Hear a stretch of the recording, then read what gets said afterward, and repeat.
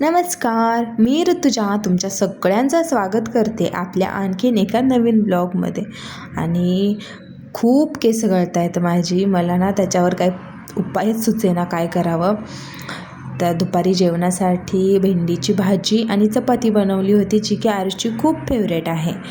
आणि आरुषची थोडी चॉकलेट खाल्ली. त्यानंतर ना आवरलं होतं लवकर, त्याच्यामुळे म्हटलं थोडंसं जावं माऊकडे. आरुषचंही चाललं होतं आणि माझंही थोडंसं काम होतं, त्याच्यामुळे आरुषच्या माऊकडे गेलो. तिथे विहानदादा त्याची हे कलर बुक आणली होती, त्याला त्याचं काम चाललं होतं कलर करायचं. त्याला म्हटलं आण इकडं, मी करते कलर.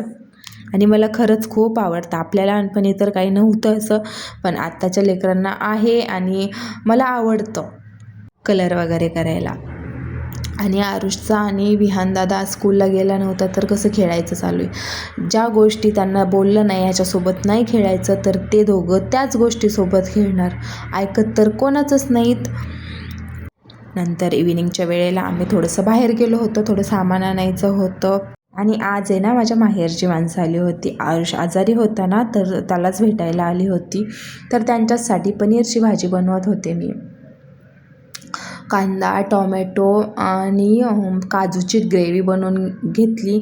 आणि त्याच्यात आपलं थोडासा कांदा लसूण मसाला घातला, थोडासा मटण मसालाही घातला एव्हरेस्टचा. आणि आपलं तिखट होण्यासाठी घरचंच लाल तिखट घातलं. आणि पनीर मसाला घातला. ते व्यवस्थित छान असं तळून घेतलं. आणि चवीपुरतं मीठही घातलं. खूप सारे जण होते, त्याच्यामुळे मला जास्त प्रमाणात भाजी बनवायची होती, त्याच्यामुळे पाणीही घातलं त्यात. एक उकळी आल्याच्या नंतर त्याच्यात कसुरी मेथी घातली आणि कोथिंबीरही घातली. तर छान अशी आपली भाजी रेडी आहे आणि टेस्टलाही खूप छान झाली होती. आणि मम्मी ना तिला माहिती होतं की जास्त आमचं सामान नाही आहे इकडे ना, आमचं कमी प्रमाणातच सामान आहे सगळं, त्याच्यामुळे ती येताना पांघरायला घेऊन आली होती घरून.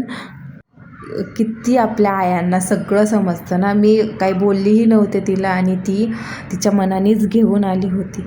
चला भेटूयात नेक्स्ट व्लॉगमध्ये. बाय.